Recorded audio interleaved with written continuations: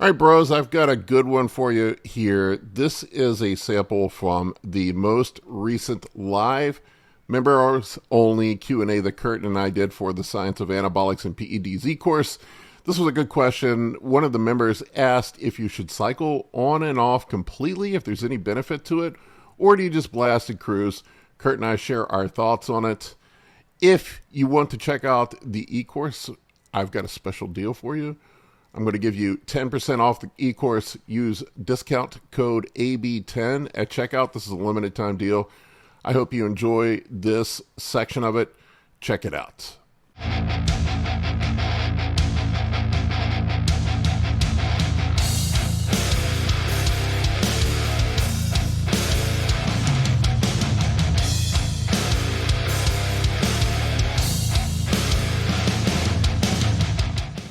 This is a question I get all the time, and we addressed it in a video on YouTube recently. I also wanted to know if there's a reason to come off completely. My last time I got my blood markers were good, so I decided to push up more and didn't get any side effects. Is there any benefit with androgen receptor regeneration for coming off?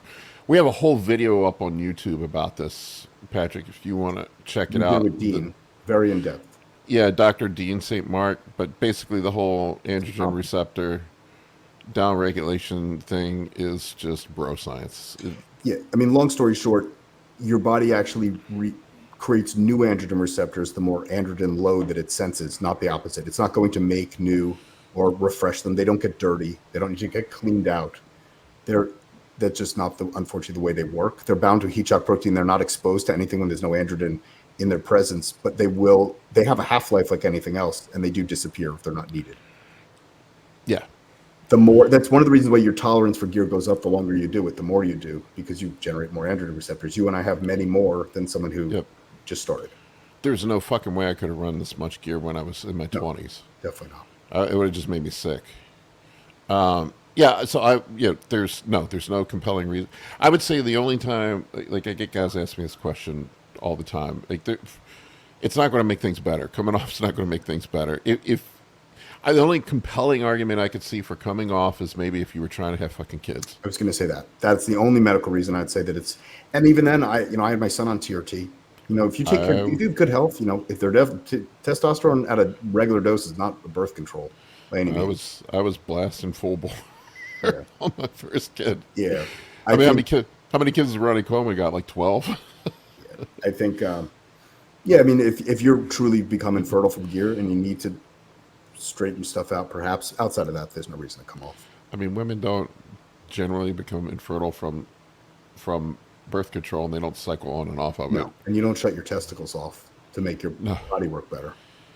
I just like, there's no, if we're purely talking about performance enhancement and muscle gaining, there's no compelling reason to come off. Even from a health point of view, coming off it could take, if you're lucky, it could take 4 months for your body to kick back on. What basically happens is your cortisol level rises dramatically as soon as you come off. Your body's under an incredible amount of stress. Yeah, there's the drugs that people take are terrible for PCT and stuff. And there's the Harlem study, you guys can look it up, that shows that there was zero difference between the outcome's the same between a PCT group and a non-PCT group. I know it's funny. PCT was literally made up by someone. Well, didn't you say it's nowhere in medical literature? It's not. We're not taught that. It's not a term. So, like, I inquired about it in school, and no one had a clue what I was talking about.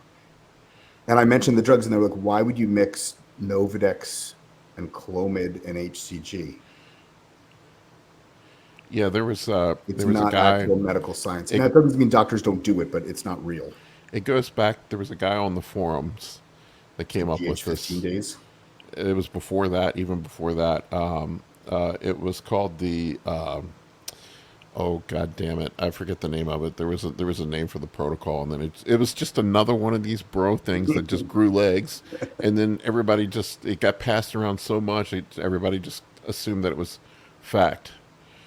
Well, I think that people want something sensationalized, right? It's like if I go online and I say the truth, it's boring. People are like, well, I don't want to do that.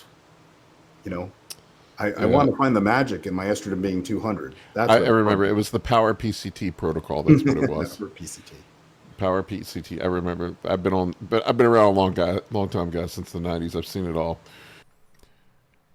If you want to check out more, head over to anabolicbodybuilding.com. I have a link in the video description below to check out the course. You can sign up. I have a 10% off coupon, AB10. The full Q&A is up there. It's about an hour long, and we covered a lot of good topics on PEDs and other stuff. We have hair loss, trend, a bunch of things that we talked about in there. Head over there and check it out now. There's also a free preview of the course if you're unsure. No commitment. Try it out. Thank you, folks.